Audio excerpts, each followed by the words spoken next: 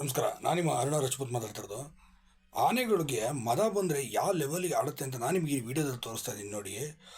ಆನೆಗಳಿಗೆ ಮದ ಬಂದರೆ ಈ ಹಣೆ ಈ ಜಾಗದಲ್ಲಿ ಅದಕ್ಕೆ ಒಂದು ನೀರು ಥರ ಸೋರ್ತಿರುತ್ತೆ. ನಾವು ಜಿಮ್ ಮಾಡಬೇಕಾದ್ರೆ ಕೆಲವು ಸ್ಟೆರಾಯ್ಡ್ಸ್ ತೊಗೊತಾರೆ ನೋಡಿ. ಇದು ನೈಸರ್ಗಿಕವಾಗಿ ಇದಕ್ಕೆ ಸ್ಟೆರಾಯ್ಡ್ ಥರ ಆ್ಯಕ್ಟಿವ್ ಆಗುತ್ತೆ. ಅದು ಸೋರ್ತಾ ಇರುತ್ತೆ. ಮತ್ತು ಅದು ಮದ ಬಂದಾಗ ಒಂದು ಕಡೆ ನಿಲ್ಲೋದಿಲ್ಲ. ಈ ಕೆಲವು ಸರಿ ಮಾತ್ರ ಮೇಲೆ ಅಟ್ಯಾಕ್ ಮಾಡೋ ಸಾಧ್ಯತೆ ಕೂಡ ಇರುತ್ತೆ. ಮದ ಬಂದಾಗ ಆನೆ ಯಾವ ಥರ ಬೇಕಾದ್ರೆ ತಿರುಗಿಬಿಡುತ್ತೆ ಅಂತ. ಅದಕ್ಕೆ ಹೇಳೋದು, ಮದ ಬಂದಿರೋ ಆನೆ ಹತ್ರಕ್ಕೆ ಸಾಕು ಆನೆ ಆದರೂ ಅವರು ಹತ್ರಕ್ಕೆ ಬರಬೇಡಿ ಅಂತೇಳಿ ಮಾತುಗಳು ಇದನ್ನು ಅಲರ್ಟ್ ಮಾಡ್ತಾರೆ.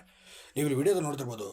ಈ ಮದ ಬಂದ ಆನೆ ಯಾವ ಲೆವೆಲಿಗೆ ಇರುತ್ತೆ ಅಂದರೆ, ಯಾವುದೇ ಗಂಡು ಆನೆಗಳು ಬರಲಿ ಹೊಡೆದಾಟಕ್ಕೆ ನಿಂತ್ಕೊಂಡ್ಬಿಡುತ್ತೆ. ಆ ಹೊಡೆದಾಟ ಎಷ್ಟು ಭೀಕರವಾಗಿರುತ್ತೆ ಅಂತಂದರೆ, ಅಕ್ಕಪಕ್ಕ ಯಾವುದೇ ಪ್ರಾಣಿ ಸಿಕ್ಕಿದ್ರೂ ಬಿಡೋಲ್ಲ.